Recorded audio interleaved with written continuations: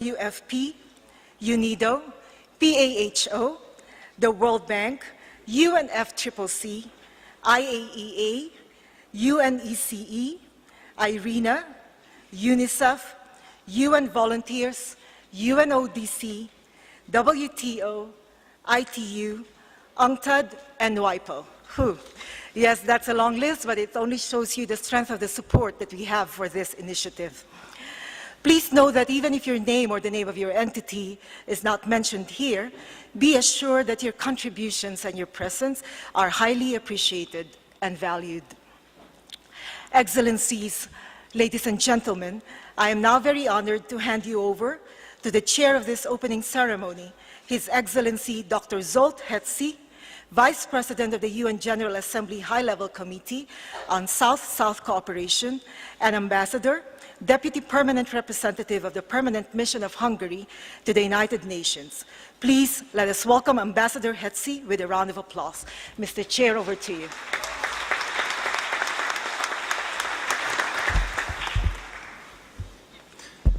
Thank you, Lucita, for getting us started.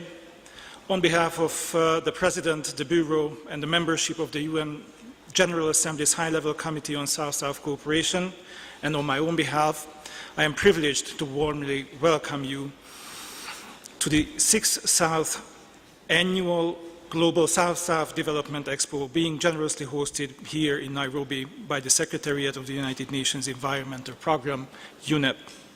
This follows the healthy tradition of the annual South-South Development Expo being hosted by different UN agencies, and I take the opportunity to express our profound appreciation to UNEP for coming forward to host this year's Expo at its headquarters in such an admirable manner.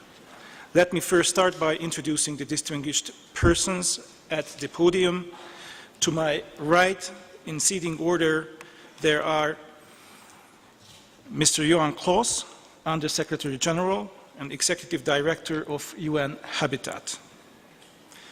Then we have Ms. Saleh Work-Zide, Under-Secretary General and Director General of the United Nations Office at Nairobi. Then we have Mr. Achim Steiner, Under-Secretary General and Executive Director of the United Nations Environmental Programme. Mr. Jan Eliasson, Deputy Secretary General of the United Nations. Then, on behalf of the host country, representing His Excellency Uhuru Kenyatta, President of the Republic of Kenya, is Her Excellency Mrs. Anna Waiguru, Cabinet Secretary for Devolution and Planning of the Republic of Kenya. Now we have the honor to have His Excellency Mr. Benjamin Mkapa, Board Chairperson, the South Center, and former President of the United Republic of Tanzania. On my immediate right, we have the Honorable Dr. Evans Kidero, Governor of Nairobi City, County. And then on my left, last but not least, Mr. Yiping Zhu, Director of the United Nations Office for South-South Cooperation. Ladies and gentlemen, distinguished delegates, let's give them all a round of applause.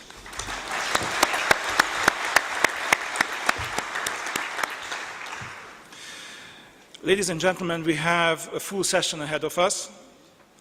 Before we start, please allow me to give a few remarks in my capacity as Vice President of the General Assembly High-Level Committee for South-South Cooperation. Over the past 3 decades, the Global South has witnessed unprecedented growth and expansion in incomes, bolstering of trade, lifting of hundreds of millions from poverty, and the emergence of growing middle class. Much of this unfolding phenomenon stems from a very noticeable surge in the practice and advancement of South-South cooperation by member states. Organizations of the United Nations system, other intergovernmental and non-governmental organizations. Also on the southern horizon, there has been a continuous increase in the number of regional and interregional agreements, the proliferation of free trade agreements, continental unions, and joint business ventures, including cross-border partnership. All this has bolstered the southern countries' share in economic, social, and political influence. I would like to give you some numbers. In the past decade, intra-South trade has exceeded the South's exports to the North, gaining an average rate of 17.5% annually, not counting the strength of rising China. South-South investment has also grown, especially in the least developed countries, by 20% to 26 billion in 2012. As a consequence, significant upswings have been noticed in household wealth accumulations across the South, with 600 million Southern households poised to surpass $20,000 per capita income annually by 2025. Your presence here is a clear demonstration of the central role that South-South and triangular cooperation must play as we strive to achieve the yet unmet MDGs, the Millennium Development Goals, and move towards the inclusive post-2015 development agenda. In order to do that, in 2009, the Nairobi outcome document of the high-level United Nations Conference on South-South Cooperation, member states called upon the entire UN system to mainstream South-South and triangular cooperation in all their programs and activities, respecting all the basic principles of South-South exchange. I would like to pay tribute to the United Nations Office for South-South Cooperation for designing this Expo as a concrete response to the Member States' call. This Expo enables the entire UN system to deliver and work and think as one United Nations team.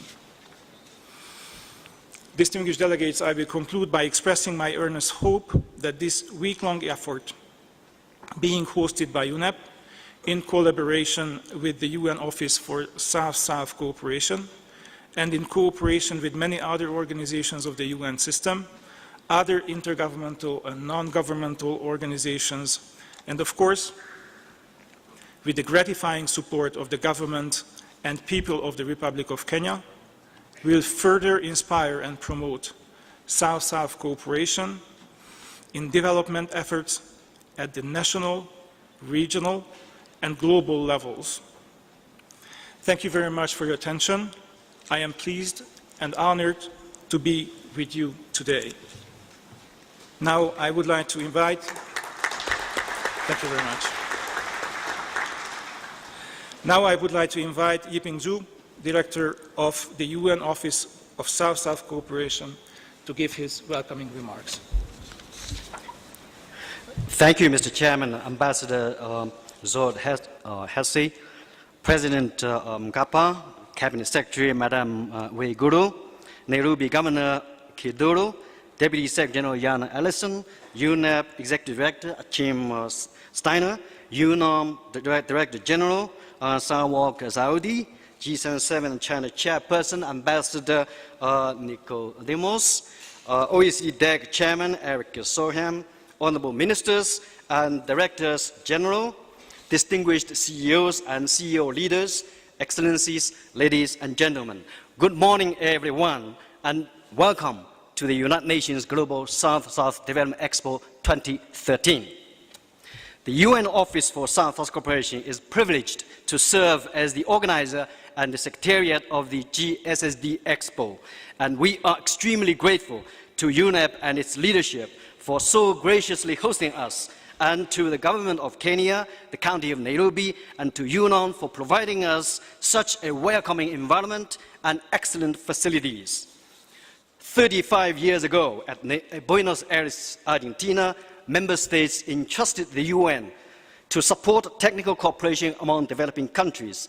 30 years later, in 2009, in Nairobi, right here in this conference room, the UN conference, high-level conference on South-South cooperation, gave birth to a new landmark blueprint for South-South cooperation, the Nairobi Outcome Document. That document committed all member states, all UN system organizations and other partners to work together to make South-South cooperation deliver more effective development. This Expo is our collective response to all member states' call under the guidance of the General Assembly and its high-level committee on South-South cooperation and the strong leadership of the SG, the Deputy SG, the UNDG Chair, and other principals and their deputies of the Chief Executive Board of the UN. Since we launched the first edition of this Expo in 2008 at UN headquarters in New York, the Expo has truly become a global and UN system-wide platform for all partners to engage in and support South-South and triangular cooperation towards achieving the international agreed development goals, including the MDGs. For this, we are indebted to the World Bank for hosting the second Expo in Washington, D.C., ILO, the third in Geneva, FAO, the fourth in Rome, UNIDO, the fifth in Vienna, and here we are now in Nairobi, the sixth one, hosted by UNEP. For the first time, this Expo is taking place in the developing country. We are particularly indebted to our 29 UN system organizations, more than 100 member states. Many are represented here at the ministerial and director general level. Over 100 private sector CEOs and CSOs, and 40 media representatives. We have over 1,200 registered participants. To all of you, I thank you for bringing us thus far.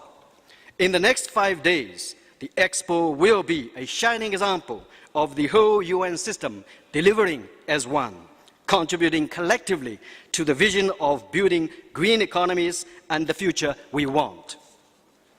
The 6 solution exchange forums led by UNEP, UNIDO, FAO, IFAD, ILO, UNDP, and UNECE, and others, along with more than 70 exhibits, will show us a wealth of innovative, sustainable, and scalable Southern solutions, solutions that have emerged from where yesterday's problems have been dealt with. The Leadership Roundtable and the Eco-Civilization Forum will set new directions for greening our planet through South-South and triangular cooperation. The high-level forum of National Directors General for Development Cooperation will show us what national leadership and ownership in South-South development really means. The SS Gate and the CEO Roundtable led by Rick, together with more than a dozen partnership forums, will show us how innovative public-private partnerships can be formed to scale up Southern successes for the benefit of all. Dear participants, we don't just bring the Expo to Africa to talk about South-South cooperation. You have brought the most successful and scalable Southern-grown development solutions to Africa.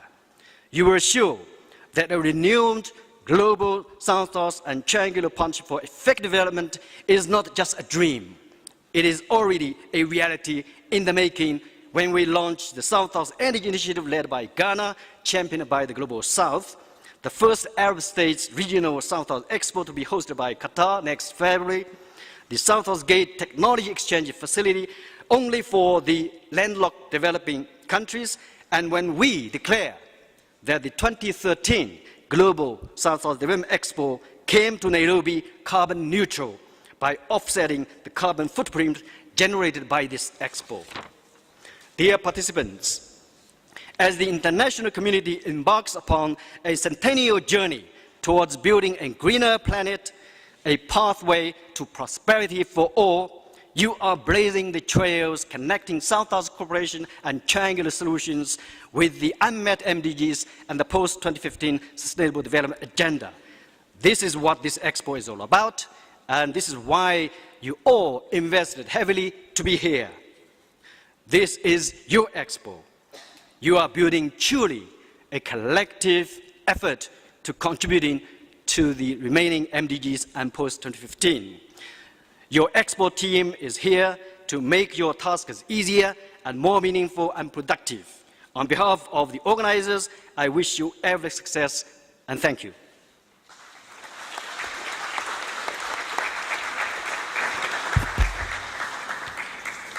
Thank you, YP, for the forceful statement and for shedding light on the true nature and importance of the Expo in front of us, thereby setting the stage for our meeting. I would like now to invite Her Excellency Ms. Marcela Nicodemos, Ambassador of Brazil to the Republic of Kenya and Permanent Representative to UNON, UNEP, and UN Habitat, Chairperson of the Group of 77 in China, Nairobi chapter.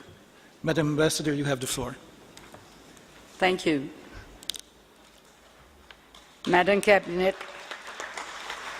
Madam Cabinet Secretary for Devolution and Planning of the Republic of Kenya, Mr. Deputy Secretary General of the United Nations, Mr. Mkapa, former President of the Republic of Tanzania, Mr. Vice President of the Bureau of the High-Level Committee of the United Nations General Assembly on South-South Cooperation, Dr. Ivan Skidero, Governor of the Nairobi City County, Madam Director General of UNOM, Mr. Executive Director of UNEP, Mr. Executive Director of UN Habitat, Mr. Director of the UN Office for South-South Cooperation, Excellencies, ladies and gentlemen, we, the permanent representatives of developing countries,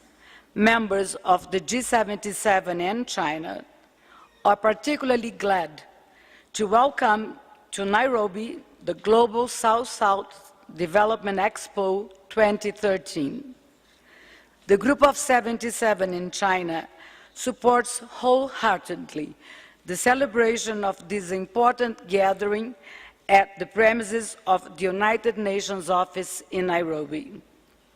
This is the first time that this exhibition, organized jointly by UNEP and the United Nations Office for South-South Cooperation, is held in a developing country.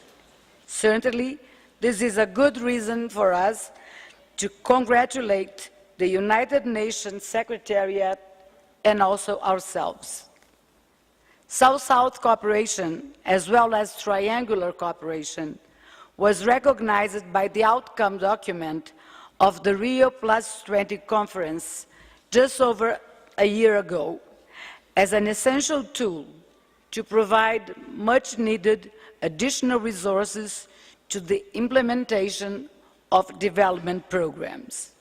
In Rio, we stressed that South-South cooperation should be seen as an expression of solidarity and cooperation between countries based on their shared experiences and objectives. We also recognize that South-South cooperation complements rather than substitutes North-South cooperation. In planning for the implementation of the future Sustainable Development Goals, as well as the post-2015 development agenda, South-South and triangular cooperation will certainly play an ever more crucial role. Hence, the importance of better understanding the experience acquired by our countries thus far and building upon the lessons learned. This Expo is certainly an invaluable opportunity to improve our cooperation policies based on the many examples showcased here this week. The fact that UNEP and UN Habitat have their headquarters in Nairobi, the only UN programs based in developing countries, gives us an outstanding vantage point to take stock of different experiences and trace the path ahead towards building green economies in the context of sustainable development and poverty eradication. Our ultimate goal is to eliminate the scourge of hunger and extreme poverty from our countries, both developing and developed alike. I am confident that results from the exchanges here this week, the partnership fora, the seminars and side events will boost the role of South-South and triangular cooperation to face this enormous challenge.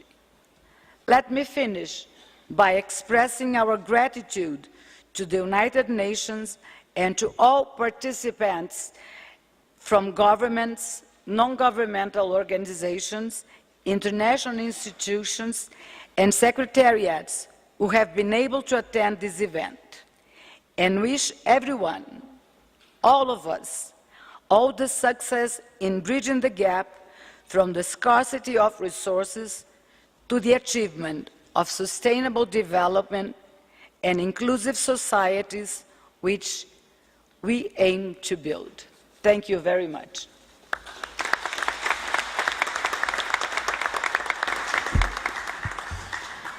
Thank you, Ambassador Nicodemus, for the vision that you have provided on the role of South-South cooperation and the future in sustainable development.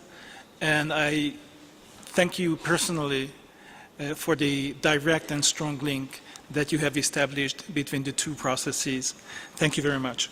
Now, our next speaker is the Honorable Dr. Evans Kidero, Governor of Nairobi City County. Mr. Governor, you have the floor.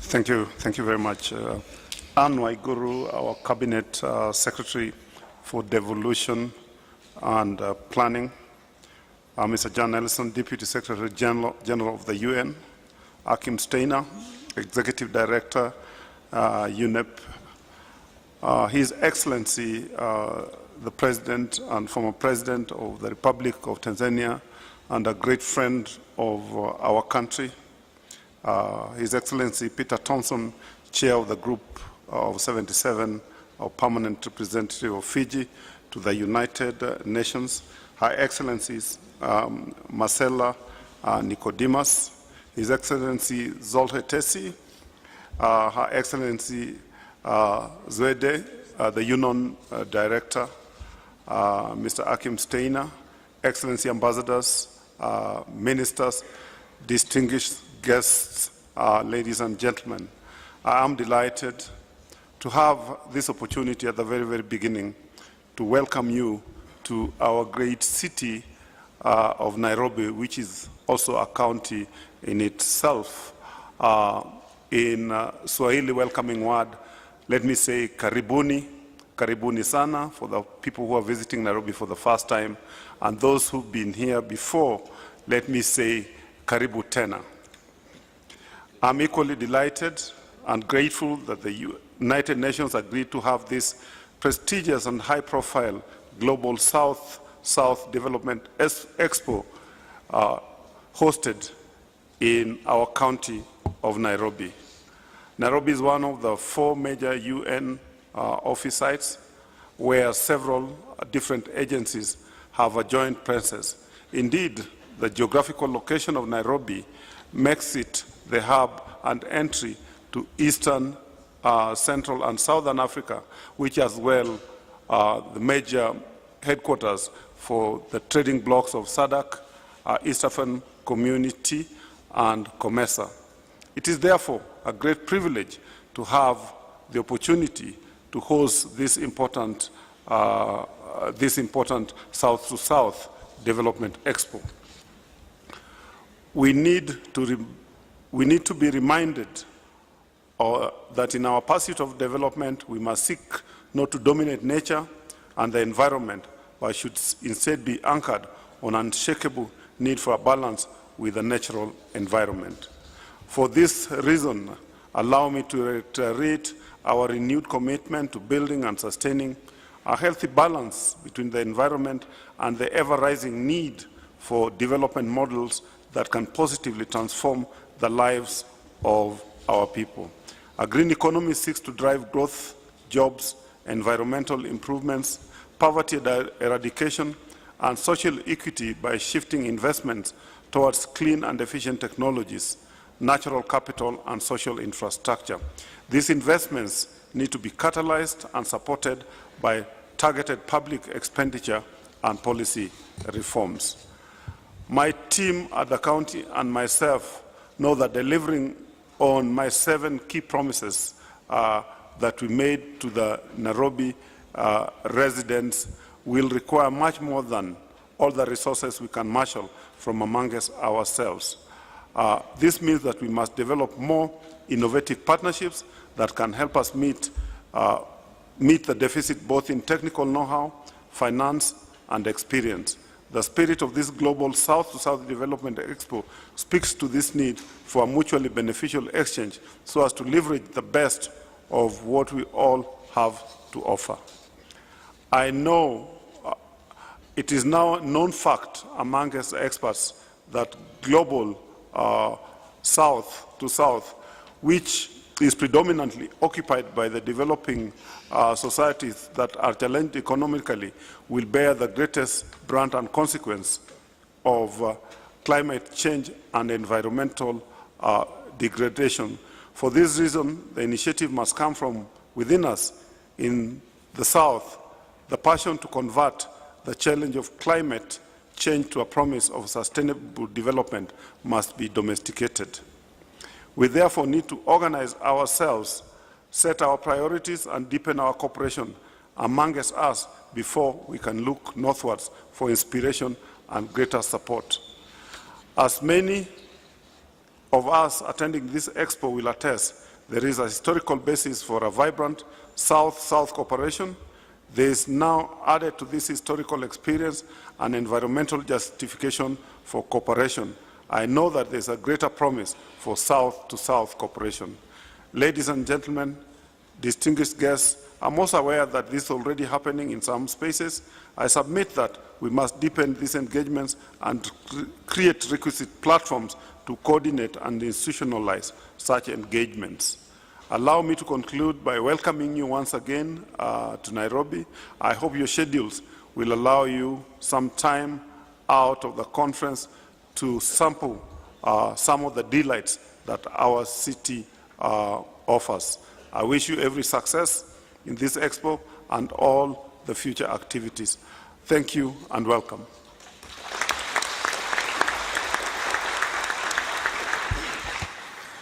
Governor Kidero, thank you very much for your welcoming remarks, and also thank you very much for the vision on the future and giving us your local perspectives. I am positive that we will be able to continue and expand on this discussion in the future events that will come during this week. Now, I would like to invite Mr. Eric Solheim, Chair of the Organization for Economic Cooperation, OECD, Development Assistance Committee.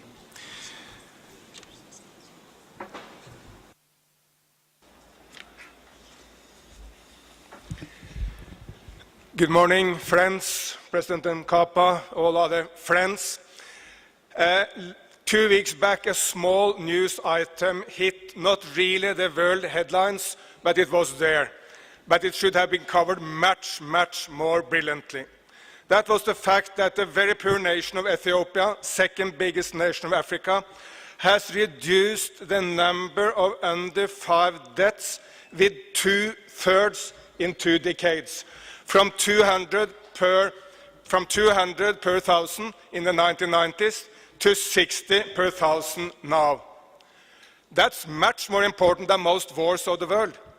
In fact, developing this one nation of Ethiopia saves more lives than the combined deaths of all global wars combined.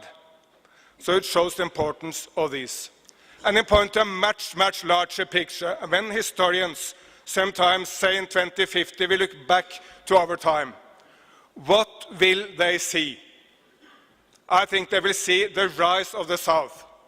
That's the main development in the time we have experienced in the last 2 decades. For sure, at the core of that, the rise of China, but also the rise of India, of Indonesia, the fact that Latin America is rising up, that Arab states are doing well, and the fact that Africa now has many African nations have more rapid economic growth than at any point in history, and also more rapid economic growth than any other part of the world. So we simply see the rise of the South. This should be celebrated because it makes the living conditions of the human being much, much better on average than at any other point in human history. Put very simply, the average human being is much taller, much fatter, and that's for good, much better educated, and in much better health than at any other point in human history because of the rise of the South. We have reduced global poverty, extreme poverty, with 1% every year since the 1990s. It's time to celebrate this. It's time to take a positive view of the future, but this could for sure not make us lazy. On the basis of this success, we must face the two new challenges: how to remove the remaining 1 billion people living in absolute poverty, and how to do that within the framework of the environment constraints, and to do it in such a way that we are improving the environment and eradicating poverty with the same means. And for sure, South-South cooperation is part of that. But let me be frank, South-South cooperation is extremely important, maybe the most important, but it can never function as an excuse for political forces who will reduce the North-South cooperation. We should not speak about South-South cooperation in such a way that those reactionary forces who want to reduce North-South cooperation get an excuse to do that. Let's, to the contrary, celebrate the brilliant success stories of nations who have increased North-South cooperation. Let me give you 3 examples.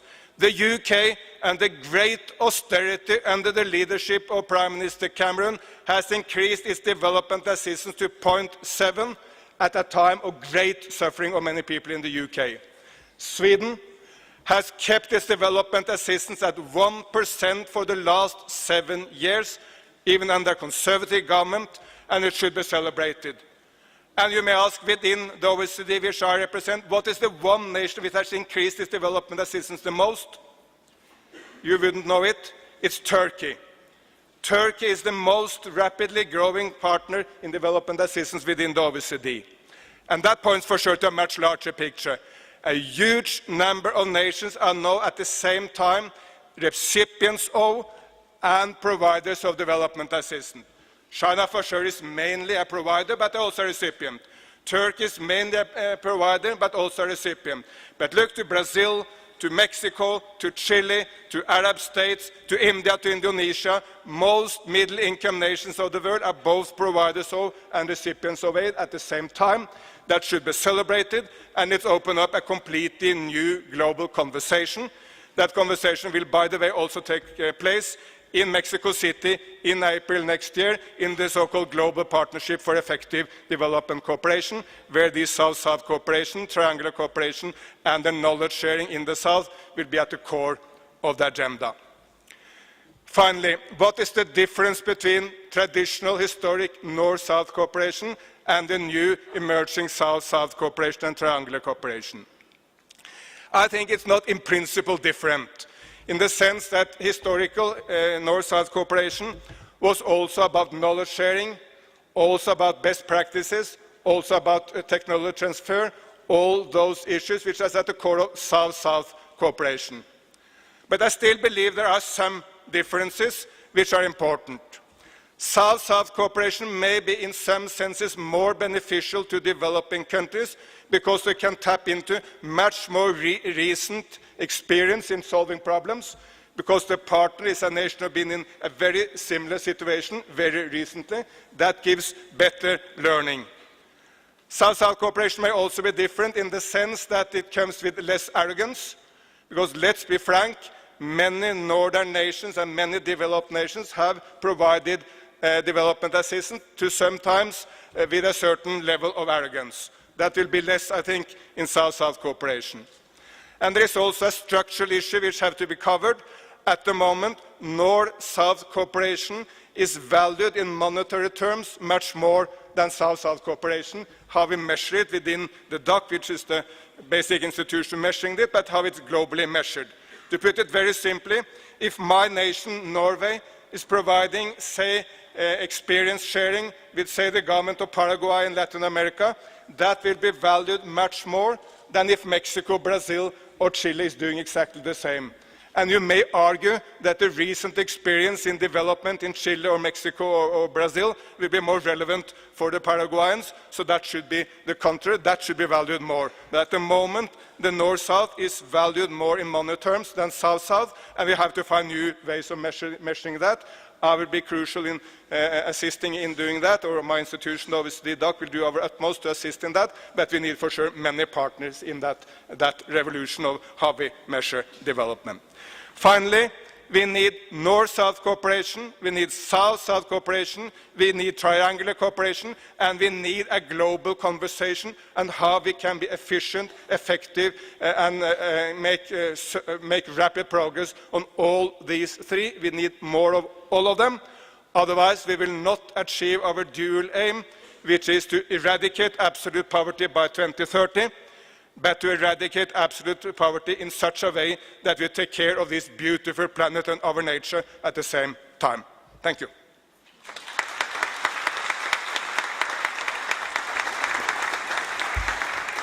Mr. Solheim, thank you very much for your thought-provoking and very frank statement.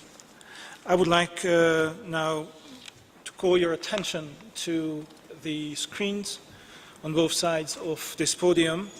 We will receive a welcoming video message of Rebecca Greenspan, Under Secretary General and Associate Administrator of UNDP.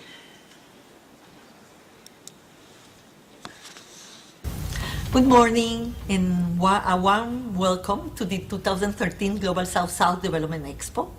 I thank UNEP and the Executive Director, Akim Steiner, for hosting the Expo this year and convey UNDP's sincere appreciation to the government of Kenya as the country host. Allow me also to commend the United Nations Office for South-South Cooperation, proudly hosted by UNDP, for organizing the Expo and for its dedicated effort in championing the causes of the Global South. Unfortunately, I would not be with you in person today, but through this means, I want to convey again the importance of South-South and triangular cooperation. As we are all aware, major changes in the development landscape have placed the South firmly at the forefront of the global development discourse. As a source of innovation, knowledge, and solutions to development challenges, the South is influencing development cooperation at the global, regional, national, and local levels, making significant contributions towards achieving the Millennium Development Goals. Impressive development progress has been made globally. However, important challenges do remain. 1 child in 5 still goes to bed hungry. 1.3 billion people still live in extreme poverty. 2.5 billion people still lack access to decent sanitation facilities. Women and girls continue to face gender discrimination and violence, and climate change and greenhouse gas emissions still pose a major threat to population and ecosystems.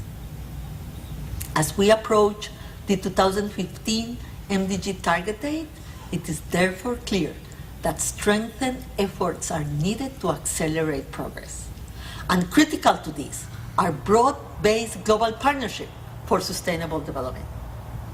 UNDP is absolutely convinced of the important contribution of South-South and triangular cooperation to advancing development and tackling global challenges. Indeed, we know that solutions often emerge from where the challenges are. Facilitating South-South and triangular cooperation has therefore become central to UNDP's ability to obtain development results. Through our universal presence, we have the capacity and skills to link countries and communities to knowledge, best practice, and lessons learned. Reflecting this, we have placed South-South cooperation at the center of our strategic plan for 2014-17, based on the guiding principles of South-South cooperation, and as has been emphasized many times, without substituting other forms of cooperation or partnerships options. Our emphasis is on country demands for relevant, tested, and cost-effective development solutions. UNDP aims to be a knowledge broker, builder of capacities, and facilitator of exchanges driven primarily by developing countries themselves, working with multiple stakeholders. As we move towards the post-2015 development agenda, the theme of this year, Global South-South Development Expo, Building Inclusive Green Economies through South-South Cooperation for Sustainable Development and Poverty Eradication, is particularly relevant. I am therefore very pleased that UNDP is joining UNEP, UNIDO, FAO, ILO, UNESE, and some 20 other UN system organizations, along with a high-level representation from member states, to showcase successfully South-South and triangular partnership solutions. I would especially like to recognize the over 60 solutions exhibitors who have traveled across continents to share their development successes. I am also very encouraged with the good participation of the private sector, academia, non-governmental organizations. Cooperation and partnerships across sectors and institutions is so important for development success. Indeed, the Global South-South Development Expo has truly become a unique platform to encourage the scale-up of proven development solutions from the South.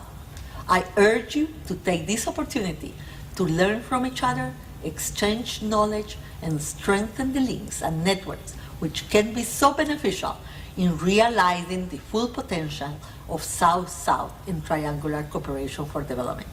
On behalf of UNDP, I wish you a very successful Expo. Thank you so much.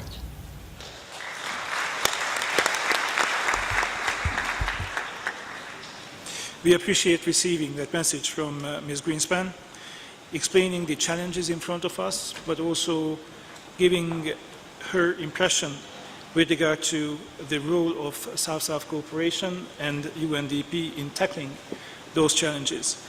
I would now like to invite Deputy Secretary General of the United Nations, Mr. Jan Eliasson, one of the biggest champions of global and South-South cooperation and global and South-South development, to present his views.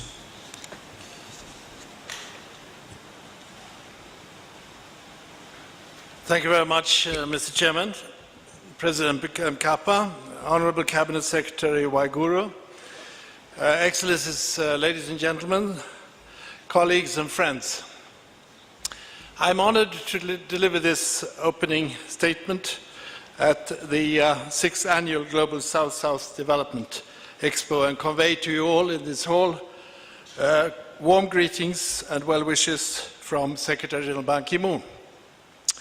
I'm also gratified to be in Kenya, in Nairobi, the headquarters for the United Nations in Africa. I've had very important meetings with my colleagues serving in UNEP and Habitat. And I've also been very glad to meet with the leadership of Kenya, President Kenyatta, Foreign Minister Amina Mohammed, a former UN colleague, by the way, and several other meetings here in this city. And I would be remiss if I would not at this moment also express my compassion and solidarity with the victims at Westgate, this shocking terrorist act which led to so much death and suffering. And we want you to know that this solidarity and compassion is with you here in Kenya from the world. Over the past few years, as you have heard already, the Global South has made significant progress. I would indeed agree with Eric Solheim, historic progress from this Global South and its contributions to world development and world security, in fact. Developing countries, just to give one example, now provide 33% of global investment. And the World Bank projects that the South's share will rise to 50% by 2030. Intra-South trade is at its historic highs, as our chairman accounted for, exceeding southern exports to the north today. Innovative forms of cooperation and assistance among developing countries are emerging. Despite the economic slowdown, new groups of countries and the private sector, led by southern, and I emphasize that, multinationals and civil society, are entering the international development cooperation scene as drivers of change. We are seeing not only great geopolitical shifts in today's world, also very clearly strong geo-economic changes. Solutions and strategies originating in the South are delivering lasting results around the world. Since 2008, more than 600 scalable approaches from more than 120 countries have been showcased at the Expo. But much remains to be done, let's face it. Less than 800 days remain to achieve the Millennium Development Goals. The end of 2015 also marks two other deadlines. Member States have pledged to finalize negotiations on a global legal climate change agreement. They're also working to define a post-2015 development agenda with eradicating poverty at its core and sustainable development as its guiding principle. And I would hope these two pursuits will converge. Droughts, floods, heat waves, rising sea levels and violent storms are likely to accompany increasing global warming. They will all cause severe hardship in areas that are already poor. Communities emerging from poverty risk plunging back, and development gains risk being reversed. New research warns that by 2030, some 325 million people, mostly extremely poor, will be living in the 49 countries most exposed to climate extremes and natural hazards. Food shortages would become more common, especially in sub-Saharan Africa. In South Asia, shifting rain patterns would leave some areas underwater and others without water at all. Devastating floods could become commonplace, and more extreme droughts could affect power generation and leave fields barren. The challenges may seem daunting, but as we will learn here this week, there are solutions. Southern solutions exist in industry, health, trade, investment, labor, and many other key areas. Moreover, mechanisms to take these solutions to scale are available and should be used. As we strive to accelerate progress towards the MDGs and shape a post-2015 development agenda, we must work together to capitalize on Southern successes, such as those that you have brought to Nairobi this week. The Expo is a concrete expression of the new global partnership we need for the path we seek. UNEP has been a strong advocate of global transition to a green economy. Through its research, advisory services and partnerships, it has demonstrated the economic, social and environmental advantages of building inclusive, low-carbon and resource-efficient economies. The United Nations has endorsed the green economy approach for sustainable development and poverty eradication. And I'm pleased to see so many of you here today ready to take up this challenge. More than 25 UN entities, OECD, DAC and non-DAC countries are here, and I'm pleased to see more than 20 national directors of development cooperation agencies in this room. And of course the representatives from the private sector, civil society and the academic world. You are our leaders, your experiences is our guide, and the United Nations will cooperate with you and try to respond to your priorities. Partnerships have already shown their worth in the fields of malaria reduction and maternal and child health. Sustainable energy, global education, food and nutrition security are all benefiting from the same approach. And I am personally, on behalf of Secretary General Ban Ki-moon, working to generate similar momentum in the crucially important area of sanitation, the most lagging, sadly enough, of the MDGs. 2.5 billion people in the world lack sanitation, which is a euphemism for toilets, and 1.1 billion people defecate in the open. And added to that, 768 million people without access to water leads to the tragic, absolutely horrifying figures of over 2,000 children dying every day in diarrhea, dysentery, dehydration, and cholera, and I have seen them die in front of my own eyes. This is just one challenge that we have to now face and do something about.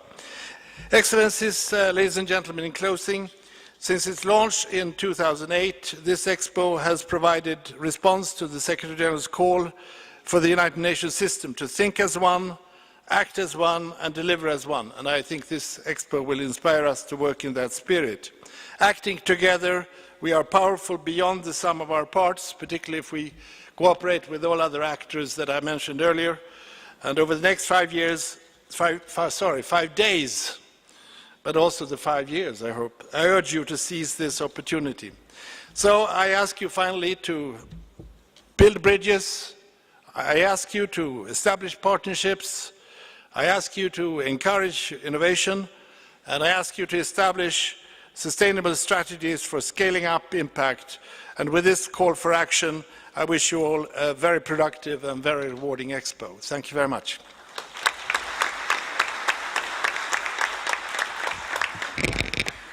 Thank you, Mr. Eliasson, for your speech. I would like to ask you to please follow Ambassador Hetzi, Mr. Yiping Zhou, and Mr. Achim Steiner down these stairs in front of the podium for the presentation to you of the South-South Cooperation and Triangular Cooperation Champion 2013 Award. The award is being presented to you for championing the cause of South-South and triangular cooperation by the GSSD Expo Secretariat on behalf of all the 27 UN system co-sponsors and co-organizers of the Expo.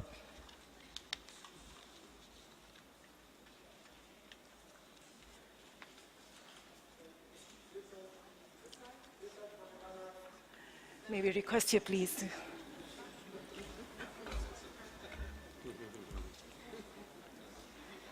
Here you go.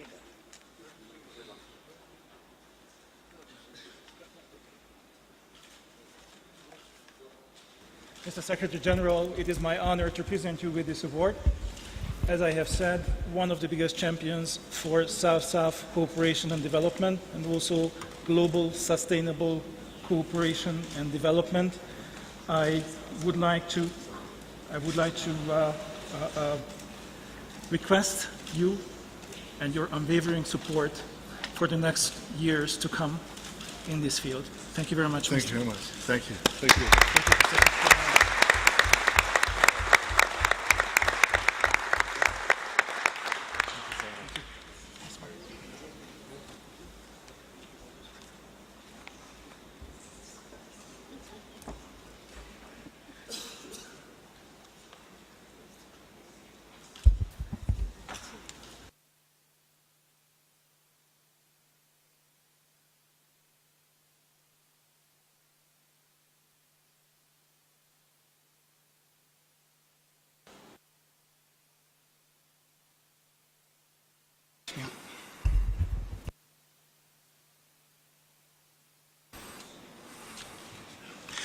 Mr. Deputy Secretary, thank you once more.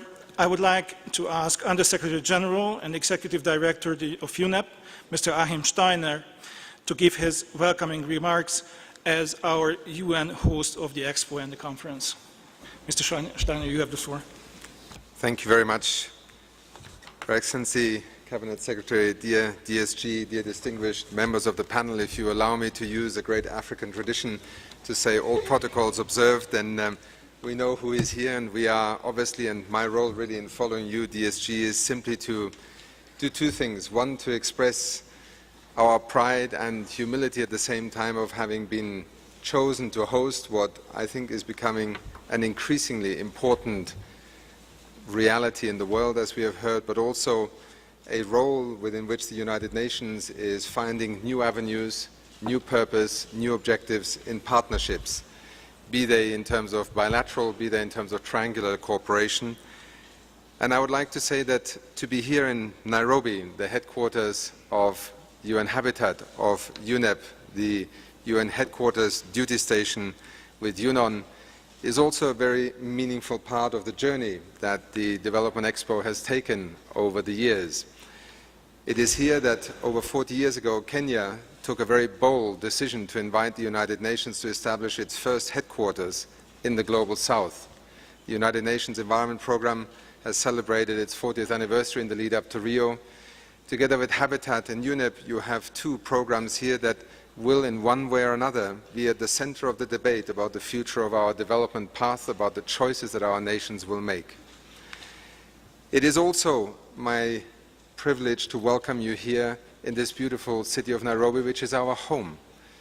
To Governor Kidero, I would like to extend my appreciation for the continued generosity and hospitality that you give to us, not only those of us who live here, but also when the United Nations Environment Programme and other agencies, funds and programs bring the world to Nairobi. It is always a tremendous effort that the city makes, the people of Nairobi make, and we are deeply grateful for that generosity. It is particularly meaningful also to welcome all of you here at a moment in time that has not been the easiest for Nairobi and for Kenya. But indeed, your presence here is also an expression of solidarity to stand with this country, with this city and its people, and for that we are very grateful. My final remark is simply to say the theme of this South-South Development Expo is about building inclusive green economies. For some, that still means it could be a conference about the environment. Let me borrow from a very famous American president a very simple quote, but slightly adapted to a more diplomatic context. Excellencies, ladies and gentlemen, it's the economy, excellencies. That's what we are talking about here. When UNEP embarked on its work to bring the environment, sustainability and equity issues closer to the economic discourse, it began to frame a debate about the future of the economic paradigm that would drive global development, national development, development of communities. We are proud to have you here this week in order to showcase that not only is this no longer a conversation of either environment, social or economic dimensions, it is a new conversation. And it is a conversation that is no longer relying on the traditional notion that it is in the North that the pathways for development are invented and in the South they are followed. Indeed, what you will see here in the exhibitions and in the different examples is indeed what is happening in the world today. New development paradigms, new development options are being invented every day. We have discovered across the globe, in the southern part of this globe also, some of the most far-reaching and pioneering innovations. This is not a conversation about North or South. It is not a conversation about environment or social or economic dimensions of development anymore. It is a new conversation, and it is through this South-South Development Expo that we wish to profile the leadership and the boldness that is emerging across countries in the world, but also right here in Kenya, in Tanzania, in Uganda, in Ethiopia, in South Africa, and you can go and start looking at green economy strategies literally emerging across all continents. Finally, it is a conversation as much about what the South still needs to achieve in development terms as it is about the responsibilities of the North to enable that global compact on development to evolve. That is the conversation that the Deputy Secretary General referred to that is now underway in New York, and we hope to be a central part of this conversation in the kinds of ideas that you will bring both forward at this meeting and hopefully to the attention of the world's public. Thank you very much.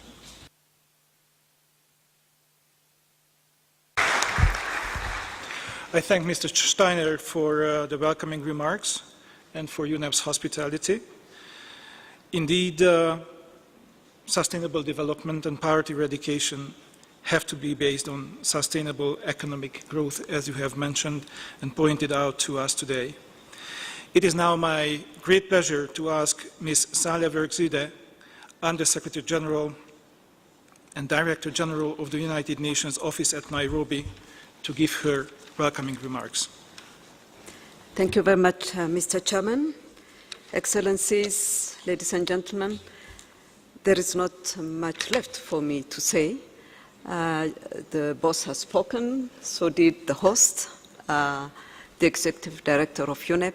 Mine will be to add my voice to my predecessors to welcome you to Nairobi. It's a great honor to have this expo be held in Nairobi, and thank you very much, Hakim, for having offered Nairobi as a venue, the UNEP headquarters as a venue for this expo. This is very important, and we are very much honored to have this huge presence in Nairobi at this time. As you know, is that it has been said since morning today, this is the United Nations only headquarters in the South, home for the two UN global programs in the Global South. So this is indeed a great honor for us to have you all here. In this compound of the United Nations, over 3,500 dedicated staff work every day on a daily basis to advance the values and principles of the United Nations, not only in the global programs, but in the scores of regional offices, the UN country team, a number of them hosted in this compound. So this is indeed a great honor to have you all here. This expo is taking place a month after this horrendous attack that has been mentioned by the DSG. We stand, of course, in solidarity with the government and people of Kenya for what has happened. And I think this kind of an expo is an occasion to reinforce Nairobi's role as a center for international deliberations aimed at tackling the world's key challenges. I wish you a very successful expo. Thank you very much.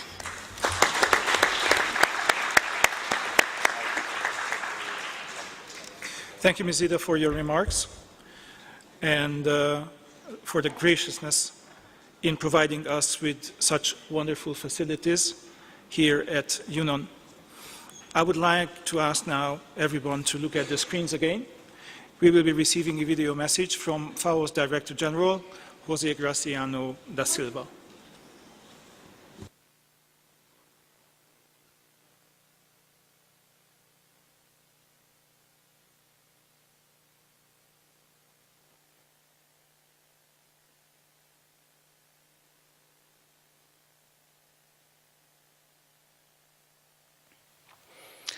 Ladies and gentlemen, it's a pleasure to address the Global South-South Expo.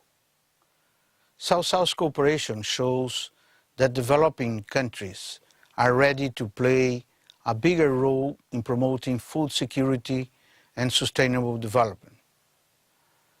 It does not substitute, but complements other forms of collaboration.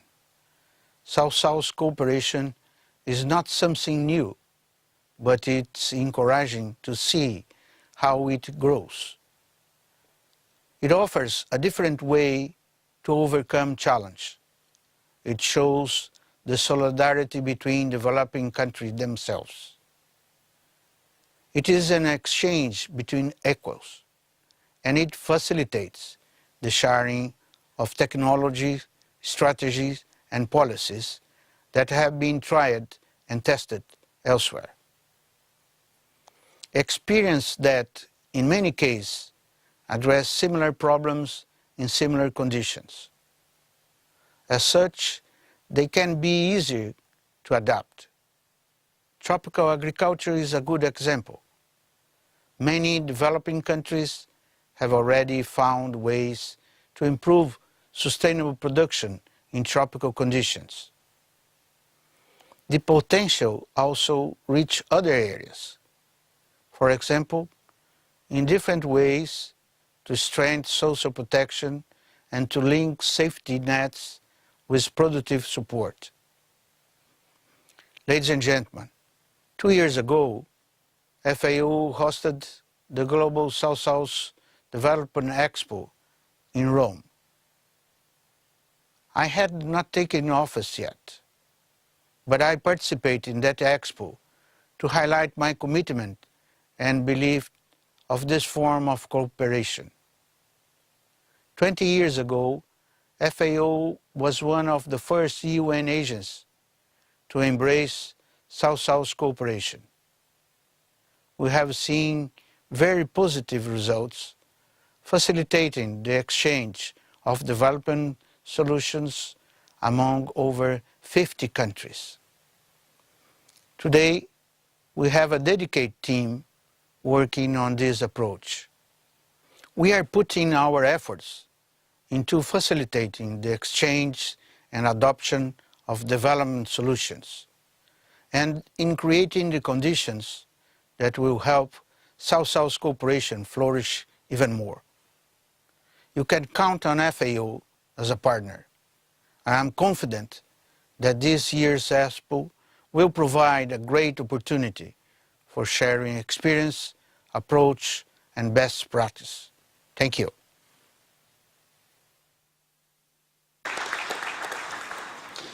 Distinguished colleagues, we appreciate receiving that message. Now we are honored to have our next speaker, His Excellency Mr. Wu Shaoqing, Vice Minister of the Ministry of Environmental Protection in the People's Republic of China. Your Excellency, you have the floor.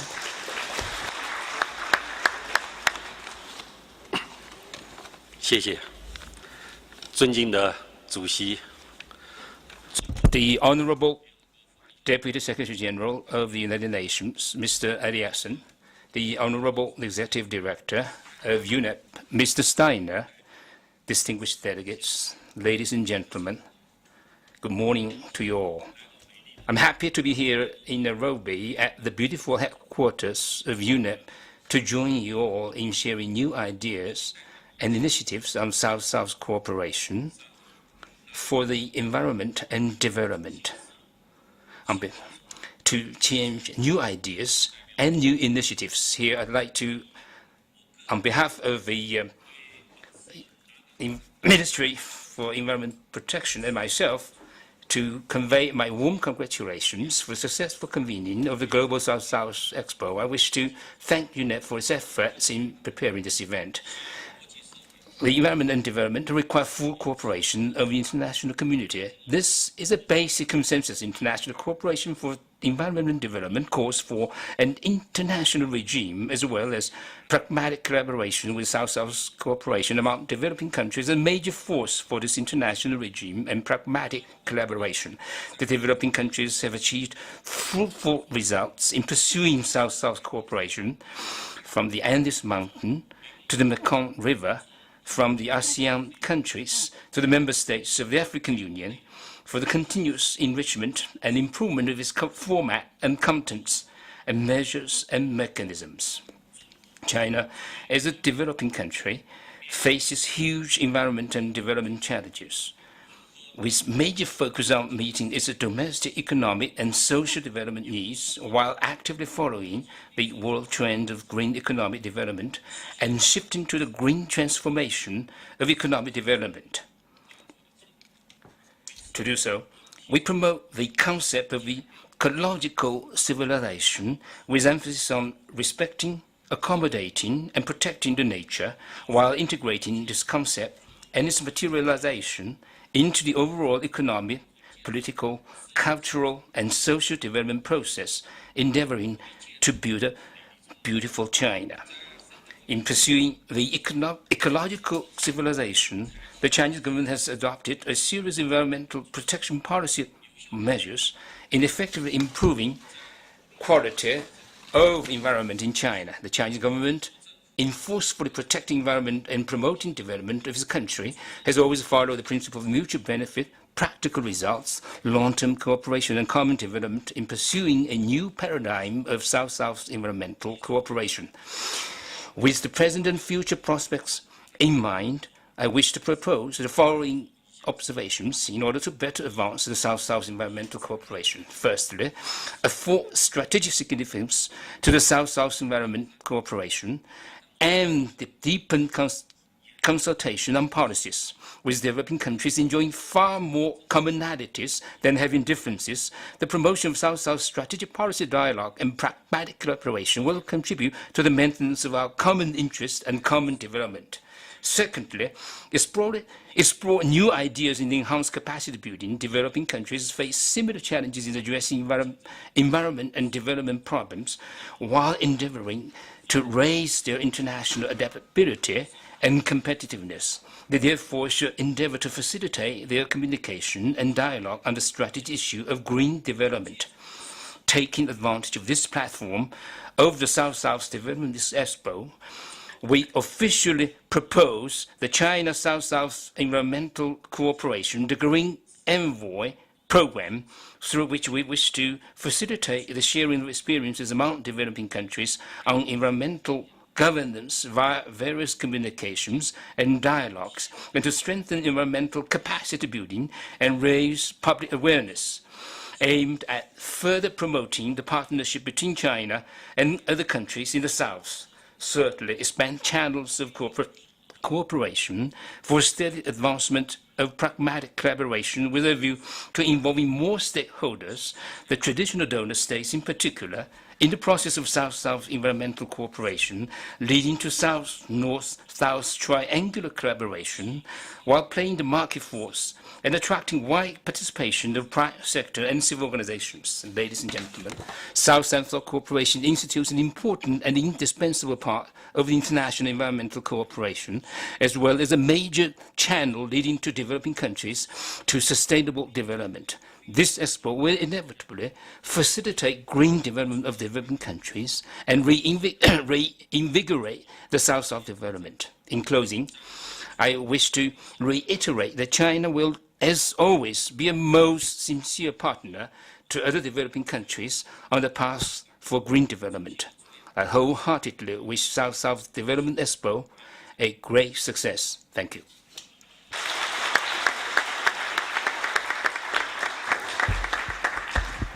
Mr. Vice Minister, I would like to thank for your important statement on China's national effort in the field of green development, and also for your very concrete proposals on how to deepen South-South and triangular cooperation in that field. Now, distinguished delegates, I have the great honor to give the floor to His Excellency Benjamin William Mkapa, former President of the United Republic of Tanzania and Chairperson of the Board of the South Center. Your Excellency, you have the floor.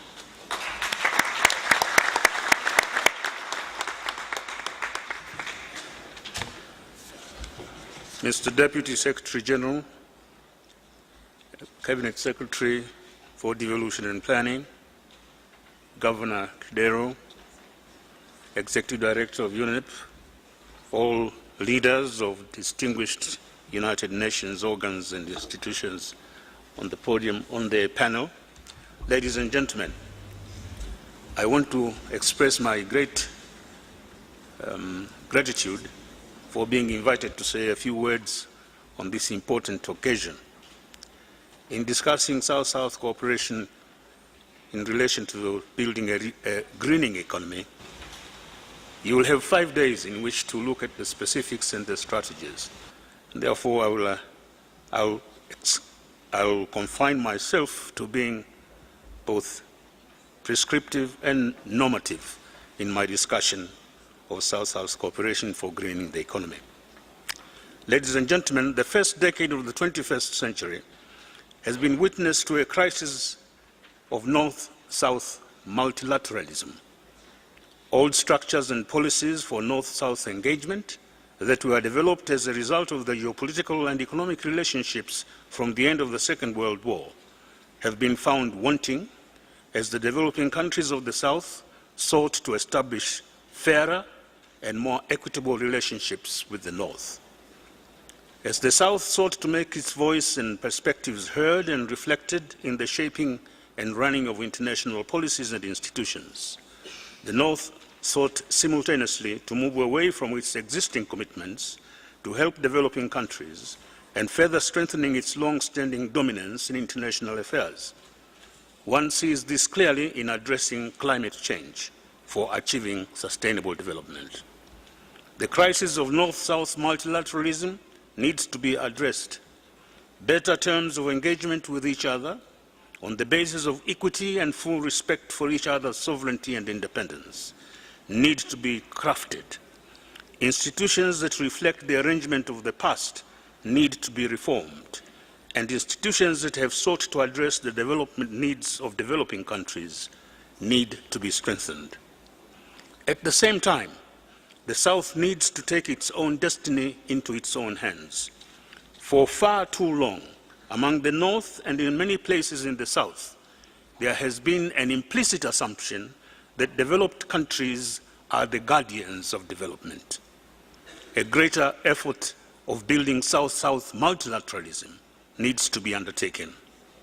The South needs to work together through greater levels of effective South-South cooperation in order to find its own development solutions. Ladies and gentlemen, the Global South-South Expo on Development Solutions here in Nairobi provides us with an opportunity to continue this discussion on South-South cooperation.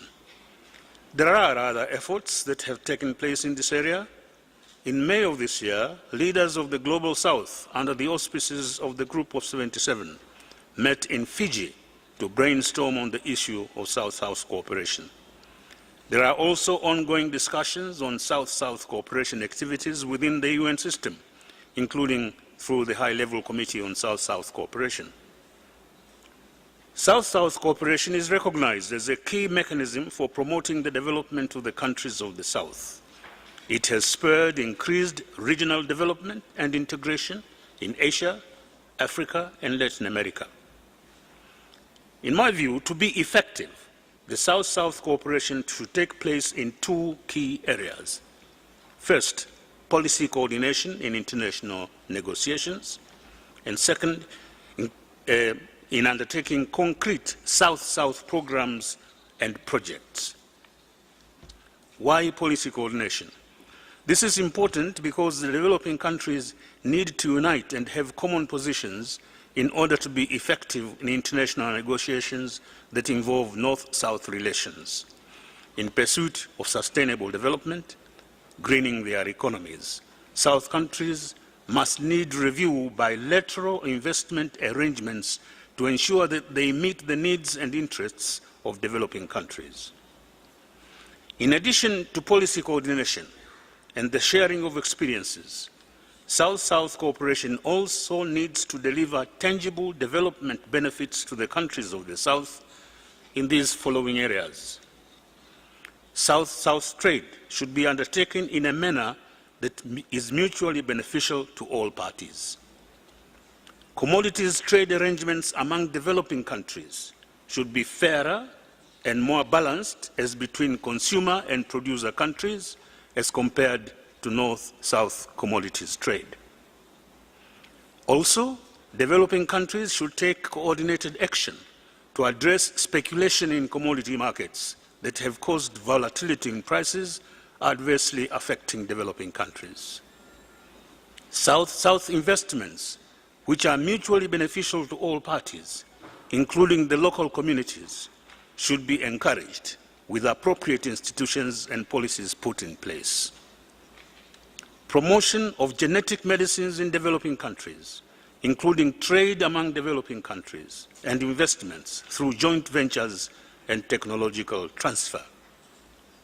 Programs and projects to encourage and undertake joint technology development and transfer on a South-South basis, including for those technologies that will be needed and will be appropriate for the adverse development conditions that one sees in the countries of the South. There should be enforced South-South cooperation in providing mutual benefits in the use of genetic resources and biodiversity. South-South cooperation in sharing experiences and assisting one another in climate change and other environmental issues is also crucial, particularly in the areas of adaptation and the reduction of greenhouse gas emissions in ways that are compatible with the South's sustainable development objectives. Ladies and gentlemen, building green economies in the context of sustainable development and poverty eradication in many developing countries will be a complex and difficult task. Among the difficult questions that need to be addressed are whether the attainment of such an economy constrains other aspects, including economic growth of poor countries, social development such as poverty eradication and job creation, how to identify and deal with the trade-offs. What are the appropriate combinations between these aspects and at different stages of development as well as stages in the state of environment? What is the role of the state in defining and implementing regulatory frameworks with respect to economic activities and actors? How compatible is a green economy with the free market? And what is the appropriate way to address the role of the private sector? How to build an economy that is more environmentally friendly, and how to handle the transition from the present to the greener economy. The outcome of the 2012 Rio+20 Conference on Sustainable Development tells us that in answering these questions, there are different approaches, visions, models, and tools available to each country in accordance with its national circumstances and priorities to achieve sustainable development.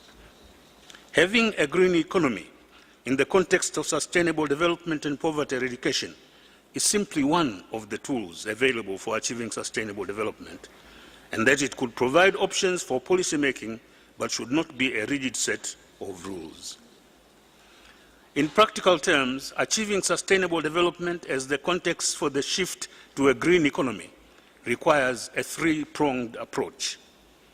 First, the developed countries have to take the lead in changing production and consumption patterns, their economic model, that is. Second, developing countries should maintain their development goals, but take on sustainable development methods and paths. And third, developed countries must commit to enable and support the developing countries' sustainable development through finance, technology transfer, and appropriate reforms to the global economic and financial structures or practices. Ladies and gentlemen, the South has to define for itself what development means. The South has to define for itself what development means.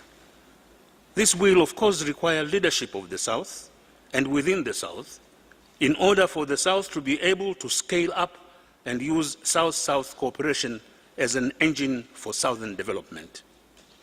The examples of development solutions that we will see at this Nairobi Expo and in previous expos are examples that could be replicated and scaled up and have the potential to provide great downstream development impacts on the ground. To conclude, the countries of the South owe it to themselves to show the way in how solutions that are fair and equitable coming from effective South-South cooperation could be created. In the end, it is not by what we say, but rather by what we do, that history and future generations will judge us. Thank you for your attention.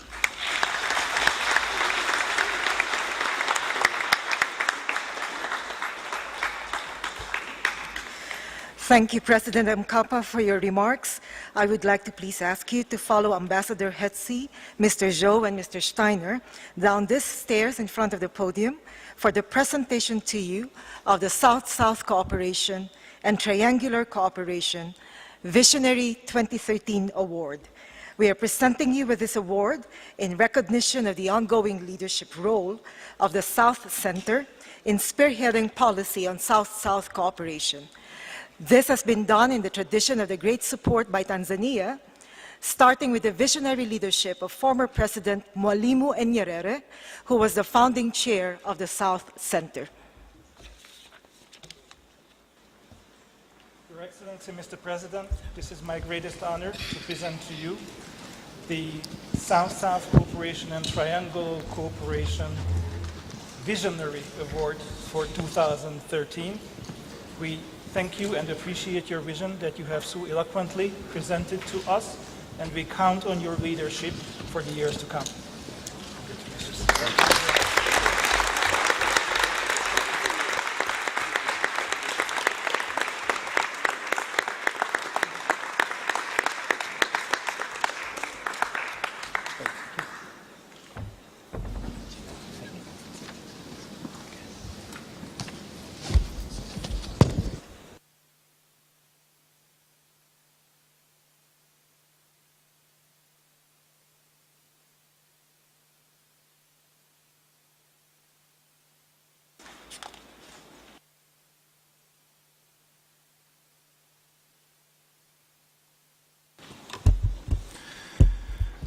Mr. President, thank you very much and congratulations.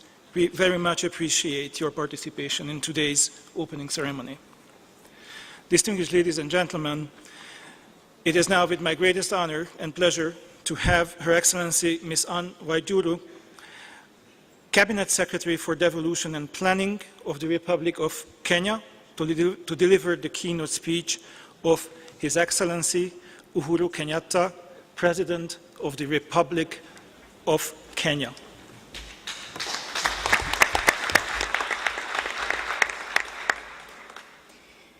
The Deputy Secretary General of the United Nations, Mr. Jan Eliasson, the Vice President of the United Nations General Assembly, High-Level Committee on South-South Cooperation, and Chair of this session, Dr. Zsolt Hetesi, His Excellency Benjamin Mkapa, the former President of the United Republic of Tanzania and Board Chairperson of the South Center, Dr. Evans Kidero, Governor of the Nairobi City County, His Excellency Wu Xinzong, Vice Minister of Environment of China, the Director General of the United Nations Office in Nairobi, Ambassador Saleh Wal Zerd, the Executive Director of the UNEP, Mr. Akim Steiner, the Executive Director of UN Habitat, Mr. Joan Claus, Honorable Ministers, distinguished delegates, ladies and gentlemen.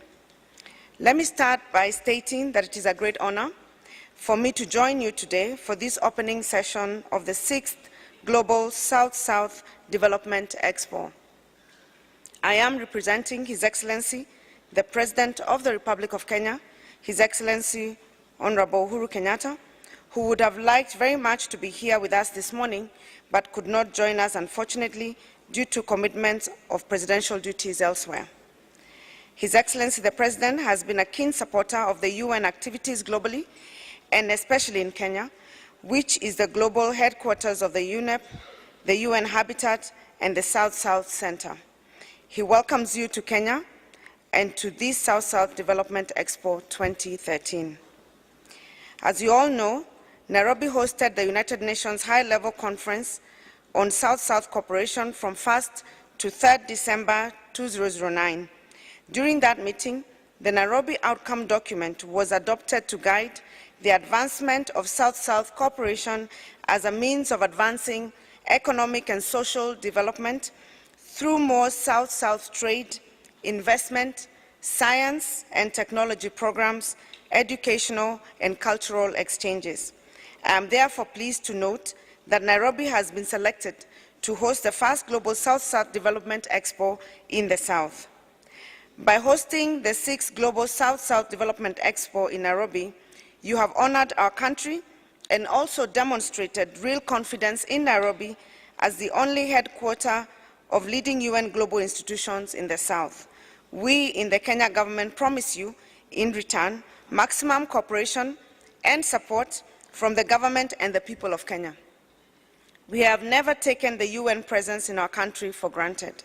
I therefore take this opportunity to express my government's appreciation to the United Nations Office of South-South Cooperation, Dr. Akim Steiner, the Executive Director of UNEP, and the entire Expo 2013 Steering Committee for the work they have put into organizing this historic event.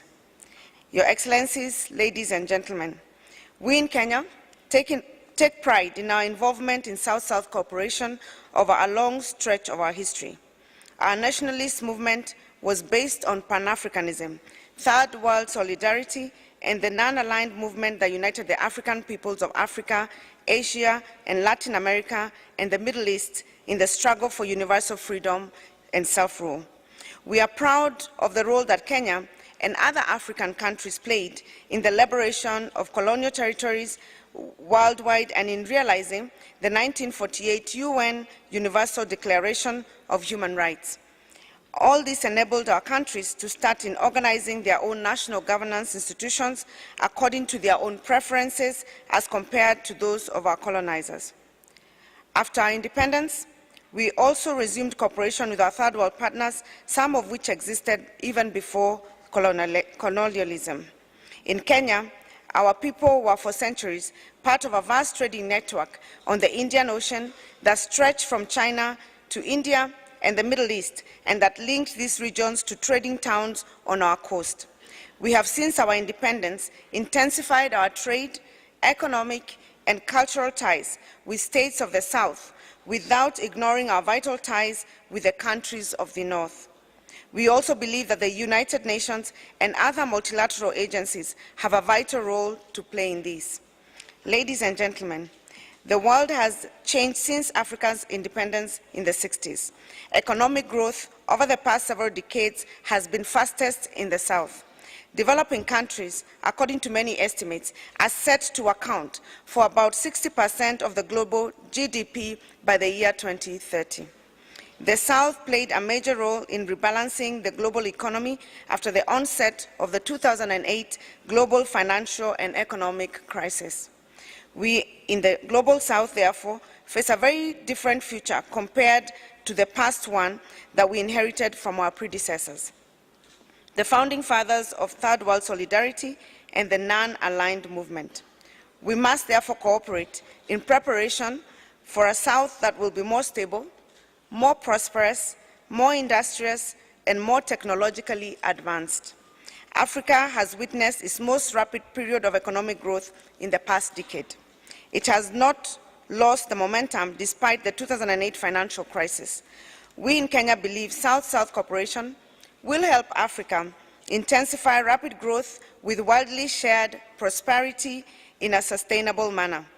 This is because we have a lot at stake in rapid poverty-reducing growth and also in sustainability. Africa is one of the most vulnerable regions to global climate change. Hence, we must address growth side by side with environmental sustainability and lower carbon emissions. In addition to greener growth, a leading tool in this quest is greater regional integration. In our region, the African Union has among its objectives the promotion of sustainable development. It also promotes economic, social, and cultural integration of African states. One of its building blocks is the East African Community, to which Kenya belongs. The East African Community has made strong advances, driven by leaders committed to joint infrastructure development and rapidly lowering existing barriers to trade, travel, and work. We are jointly committed to the preservation of our environmental heritage. The results have been most encouraging. Today, Kenya counts its neighbors as its major trading partners, and Kenyan companies are amongst the leading investors in our partner states. But we are also keen on expanding our cooperation with other countries in Africa, the Middle East, Asia, and the Pacific, Latin America, and the Caribbean. We now have embassies and consulates in all these regions, and more will be opened in the future. We have also brought foreign affairs and international trade and economic cooperation under the ambit of one new ministry, which is now called the Ministry of Foreign Affairs and International Trade. This is therefore an excellent opportunity for Kenya to put into operation the contents of the Nairobi Outcome Document of December 2009. Towards that end, the United Nations as a whole and the United Nations Office of South-South Cooperation in particular will be our invaluable allies, as the UN has always been since our independence. We in Kenya are strong believers in greening our economy. We believe we can have sustainable growth with poverty reduction without endangering our environmental heritage today or in the future. As a result, our second medium-term plan of Vision 2030, covering the period 2013 to 2017, is based on a low-carbon, sustainable, and climate-resilient development pathway. Our plan also believes that we must make special efforts to achieve any MDGs that will not have been realized by 2015. We are participating fully in the post-2015 development agenda through our Ministry of Devolution and Planning and in developing the post-R10+20 agenda. All these issues are scheduled for detailed discussion this afternoon, and the Kenya government looks forward very much to reading what conclusions and recommendations the Leadership Roundtable will arrive at. keeping South-South cooperation in mind. For all these reasons, Kenya supports a strong and better funded United Nations Office of South-South Cooperation and a greater role of South-South relations in global multilateral agencies. Your Excellencies, ladies and gentlemen, Kenya has committed itself to a growth pattern that will ensure achievement of middle income status by the year 2030. The government is working to ensure that all Kenyans, and especially the youth, are part of this economic transformation. Much of the economic growth that will be needed to achieve this will be delivered through increasing the bridge between Africa and the rest of the developing world. The theme of this expo, therefore, building inclusive green economies, South-South cooperation for sustainable development and poverty eradication, is particularly relevant to us in Kenya and the rest of Africa at this juncture in our history. We are acutely aware of the need of a greener and more inclusive growth. In our energy sector, just to cite one example, we in Kenya have invested heavily in geothermal energy, wind and solar power in order to reduce our dependence on thermal sources of electricity. Our development policy has been on that which combines poverty reduction and sustainability. I wish to thank the UN, the UNEP, and all our international development partners who have worked with Kenya in reorienting its energy sector towards an environmentally sustainable, low-carbon direction. Ladies and gentlemen, the late Professor Wangari Maathai, an icon of our country, once told us the following: until you dig a hole, you plant a tree, you water it, and make it survive, you have not done a thing. You are just talking. In other words, promoting green, sustainable development, actions speak louder than words. Kenya will be celebrating its 50th year of independence next December.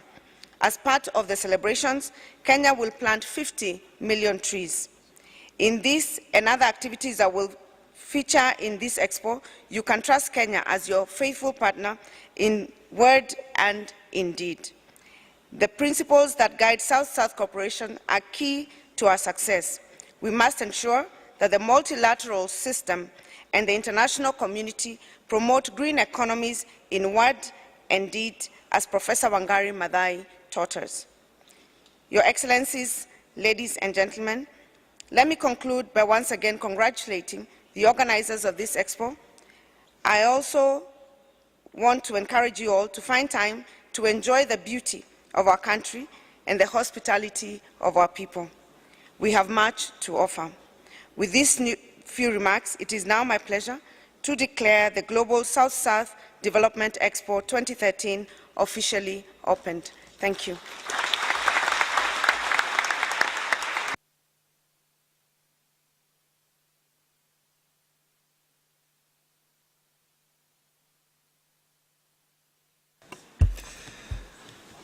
Your Excellency, thank you very much for delivering the welcoming remarks of His Excellency Uhuru Kenyatta, President of the Republic of Kenya, and also for the thoughts that you have shared with us this morning. We will incorporate them into our deliberations over the next few days.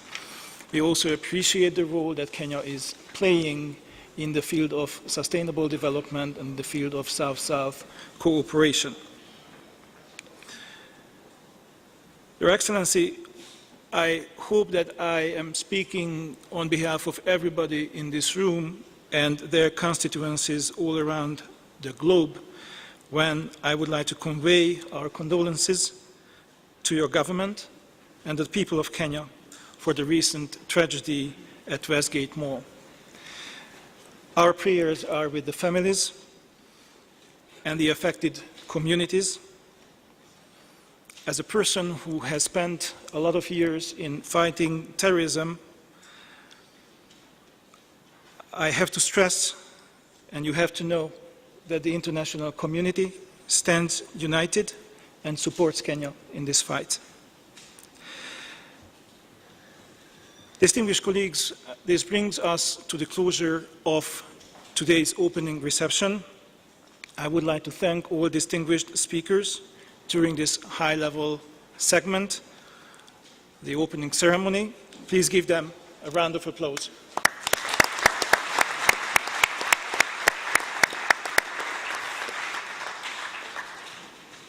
I do know that we will have a lot of important events in the days to come, but I was requested to make a special announcement. As you might know, this evening, starting at 6:30, the Kenyan government is hosting an opening reception in the event tent. Like all evening events this week, it is for registered participants on the first-come basis, first-come, first-served basis, so be there on time. With this, I take one of your minutes to express my gratitude to be here with you during this morning. And with these words, I declare the opening ceremony adjourned. Thank you very much.